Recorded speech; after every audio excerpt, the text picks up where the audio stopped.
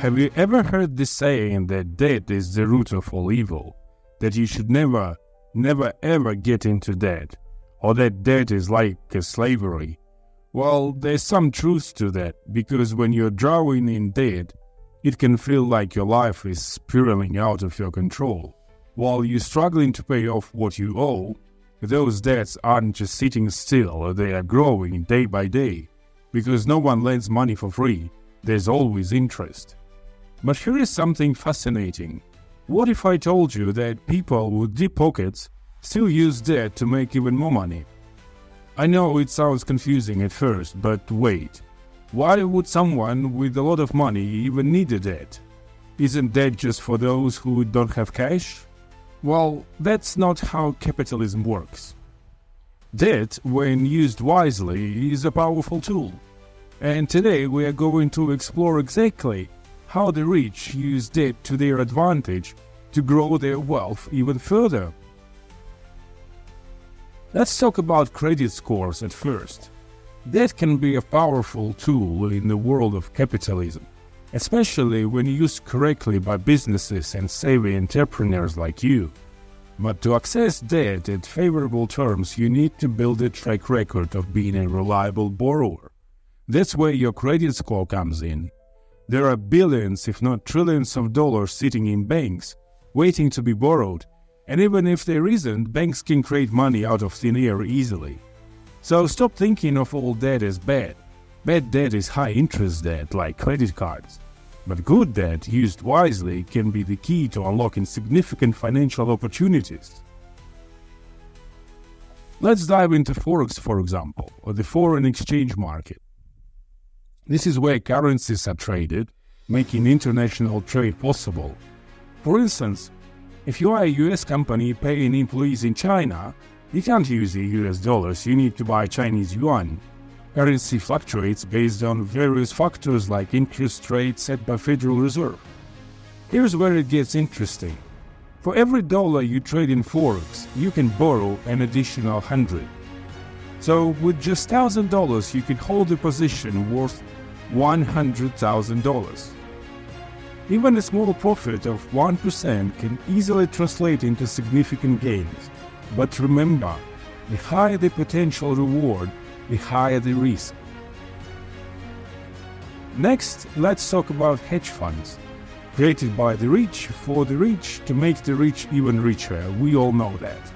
Hedge funds often use strategies that are completely opposite to what most of us do. While we try to predict which companies will rise in value, hedge funds often bet on companies to fail, as we saw with the infamous GameStop saga. But how do hedge funds use debt to profit? Now imagine you expect a certain stock, like Facebook for example, to decline because of significant change. Maybe Apple's new privacy policies hurt Facebook business model.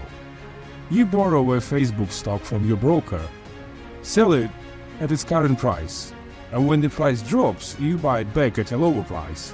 Return it to your broker and pocket the difference. It's that simple, right? Well, no, it's not. It's incredibly risky. If you are wrong and the stock price doubles, you'll have to buy it back at a much higher price, losing money in the process. This strategy works best when you have a team of analysts backing you, making sure you are right more often than not. Now let's talk about real estate, specifically refinancing. This is one of the best kinds of debt because it's filled with opportunities. Did you know that if you don't have a mortgage, you are likely paying more in taxes? Rich people often have multiple mortgages to maximize their tax deductions. Every dollar saved in taxes is a dollar earned, turning what would have been a liability into a profit. Here's a practical example. Say you've saved $200,000. That's a lot of money, right? But in real estate, it's not enough to buy much.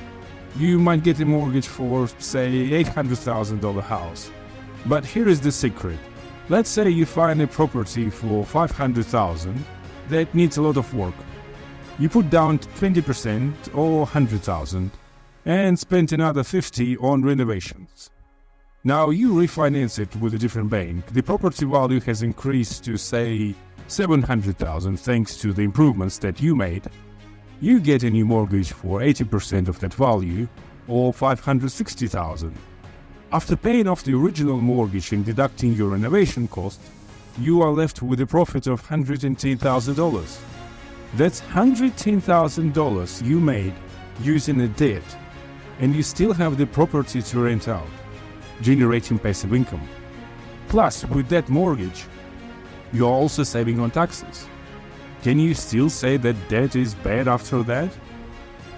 Finally, let's talk about how China has become the world's factory over the past 50 years, producing almost everything we use daily.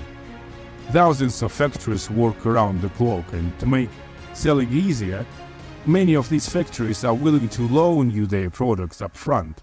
You only pay them later. Of course, they won't lend it to just anyone, you've got to build trust first. But once that's established, you are able to move products without tying up your own money. This strategy has been a cornerstone of global business for decades now. This is why mastering the art of sales is one of the most valuable skills you can ever develop. It allows you to leverage debt in a way that keeps your cash flow healthy and your business growing.